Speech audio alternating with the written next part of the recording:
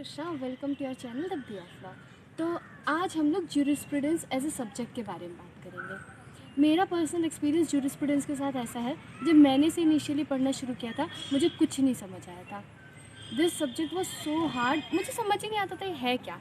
और इस jurisprudence subject के ऊपर कोई एक ऐसे बुक भी नहीं है जिस पे यूनानिमसली सब कहे कि yes this is the best book, जैसे हमें बाकी सब्जेक्ट से मिल जाता है। Like if we are talking about constitution, ऐसे अलग अलग अगर हम सब्जेक्ट्स की बात करें हमें ईजिली बुक मिल जाते हैं, लेकिन ज्यूरिस्प्रूडेंस के साथ एक बहुत ही ज़्यादा डिफिकल्टी थी। तो मैं इस वीडियो में आपको पहले ये समझाने पे प्रेशराइज करना चाहूँगी कि ये सब्जेक्ट है क्या। पहले आप इसे समझो, इस सब्जेक्ट के एडवांटेजेस समझो, फिर समझना कि इससे क्या डिफिकल्टी है, then ultimately you will be able to understand this subject. तो ज्यूरिस्प्रूडेंस ये सब्जेक्ट है क्या? देखो, अंत तक ज्यूरिस्प्रूडेंस समझ नहीं आ पाएगा, इस वजह से अभी ध्यान से सुनो। ऐसा होता है, देखो, जब हम लोग ज्यूरिस्प्रूडेंस पढ़ते हैं हमें पता है अलग अलग कंट्रीज़ हैं, सबके अपने अपने लॉज हैं। तो हम लोग क्या करते हैं, जितने भी लीगल स्कॉलर्स हैं डिफरेंट डिफरेंट कंट्रीज़ के, डिफरेंट लॉज पे उनके डिफरेंट व्यूज़ होंगे कि लॉ क्या होता है, लॉ को पढ़ना कैसे है, लॉ का ओरिजिन कहाँ से है। हर ज्यूरिस्ट का अपना अपना व्यू होगा, ठीक है। और जितने लॉ एक ऐसा सब्जेक्ट है उस पर जितना डिबेट डिस्कशन होता है उतना ही प्योरीफाई होकर निकलता है, उतना ही बेस्ट होकर निकलता है, राइट। तो यहाँ पे हम लोग क्या करते हैं, इस सब्जेक्ट में अलग अलग ज्यूरिस्ट के जो व्यूज़ हैं उसे कंबाइन करके पढ़ते हैं। तो बेसिकली ये ज्यूरिस्प्रूडेंस होता है। अब ज्यूरिस्प्रूडेंस पढ़ने के फ़ायदे क्या होते हैं, अब ये समझो। सबसे पहला फ़ायदा तो इसका ये होता है कि जब भी कोई लॉ मैन होता है हम ये समझते हैं कि उनके स्पीकिंग स्किल्स एकदम ऑसम होंगे, राइट। अब ये उनकी जो स्पीकिंग स्किल्स है वो इम्प्रूव कैसे होती है, अगर वो अपनी बात को जूरिस्ट की बातों से बैक करें, राइट। कोई भी चीज़ अच्छी कब होती है, जब हम उसकी ऑथेंटिसिटी प्रूव करें। तो अगर आप कोई नॉर्मल सी बात बोल रहे हैं और पीछे से ये बोल दे कि इस जूरिस्ट ने ऐसा कहा था, जैसे सपोज मैं ये कहूँगी किसी से कि पता है हमें हमेशा अपनी ड्यूटी करने के टुवर्ड्स सीखना चाहिए इंस्टेड हमेशा अपने राइट्स लेने से। लेकिन यहीं पे अगर मैं बोलूँ कि लियोन डुगिट जो थे उन्होंने इस बात को कहा था कि हमारा only right which we can possess is the right to do our duty. तो कितना डिफरेंस है मेरी बातों में। सबसे पहली चीज़ तो ये, जिनको पढ़ना अच्छा लगता है उनके पॉइंट ऑफ व्यू से, और जो लोग सिर्फ मार्क्स ओरिएंटेड है या ऐसे, उनके लिए सबसे बड़ा एडवांटेज सब्जेक्ट का ये है कि क्वेश्चंस फिक्स्ड रहते हैं। अब अलग अलग सब्जेक्ट में क्या होता है, अमेंडमेंट्स होते हैं, चेंजेस होते रहते हैं, लेकिन इसके अंदर जो है चीज़ें फिक्स्ड रहती है। एमसीक्यू भी फिक्स्ड रहता है, एक बार याद कर लिया ना आपने तो छुट्टी हो जाती है सामान्य सब्जेक्ट की। आंसर राइटिंग करते हैं, वहाँ पे आप लिखोगे इस जूरिस्ट ने ये कहा है।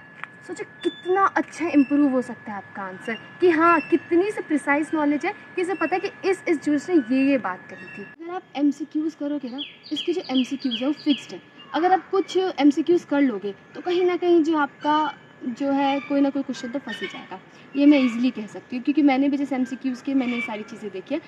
तो ये तो इसका सबसे बड़ा एडवांटेज है, मतलब कोई एक ऐसा जैसे बाकी सब्जेक्ट में कुछ भी आ जाता है, एक टॉपिक छोड़ो पता चला उसी में से सब आ गया, लेकिन इसमें ऐसा नहीं है। तो ये इसका सबसे बड़ा एडवांटेज है। लेकिन ये सब्जेक्ट डिफ़िकल्ट क्यों हो जाता है? पहली चीज़ डिफ़िकल्ट इस वजह से हो जाता है कि इसके अंदर बहुत ज़्यादा टेक्निकल टर्म्स यूज्ड हैं। अब जो जूरिस्ट हैं वो लोग खूब पढ़े लिखे हैं, तो सबकी अपनी अपनी भाषा है, ठीक है। तो उन लोगों के लिए लैंग्वेज ईजी है, लेकिन हमारे लिए लैंग्वेज काफ़ी डिफ़िकल्ट हो जाती है, जार्गन्स जिसे हम लोग बोलते हैं।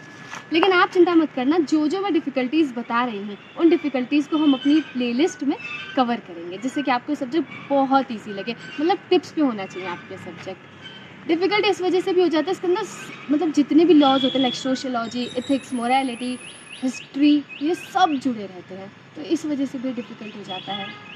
और बेसिकली जो मेजर बात रहती है ना, हम इसको जोड़ नहीं पाते कहीं पे, ठीक है। हमें कनेक्ट नहीं कर पाते, जैसे बाकी लॉज को कनेक्ट कर पाते हैं लेकिन हमसे कनेक्ट नहीं कर पाते।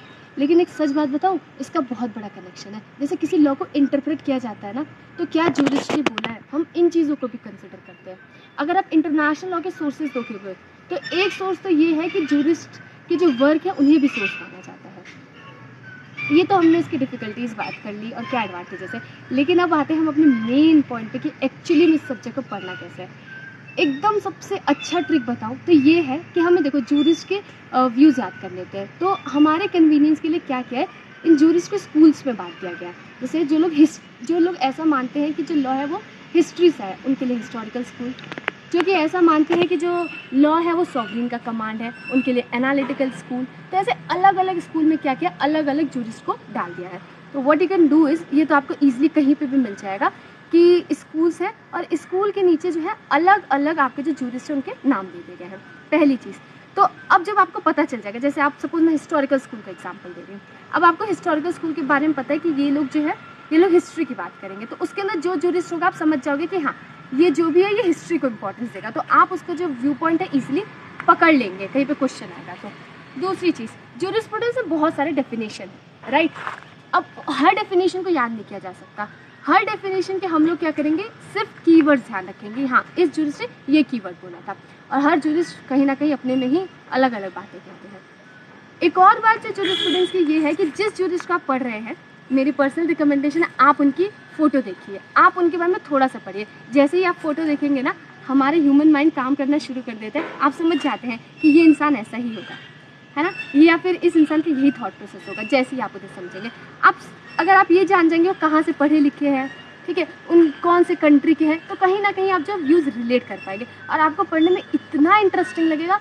मतलब जैसे जस्ट लाइक चुगली थी, देखो जूरिस्ट बहुत बकैत थे, उनको माफ़ कर दो, आप पढ़ लेना, ठीक है। ये तो फ़ोटो देखना हर जूरिस्ट की, उनके बारे में थोड़ा सा जानना कि वो है कौन, तब आप उसे इजीली समझ पाएंगे।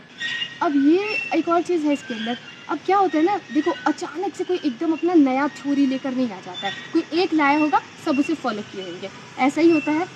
अब इसमें ना कई तो चेले चपाटे निकल जाते हैं, जैसे ऑस्टिन बेंथम का नंबर 1 चेला, तो जो बेंथम ने कहा होगा कहीं ना कहीं वो जो ऑस्टिन की बात उससे मैच कर रहा होगा।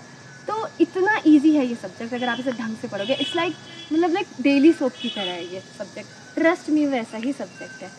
तो और बुक की बात मैं बताऊँ तो हर स्टूडेंट का ये है कि उन्हें ये बुक अच्छी लगी, उन्हें ये बुक अच्छी लगी।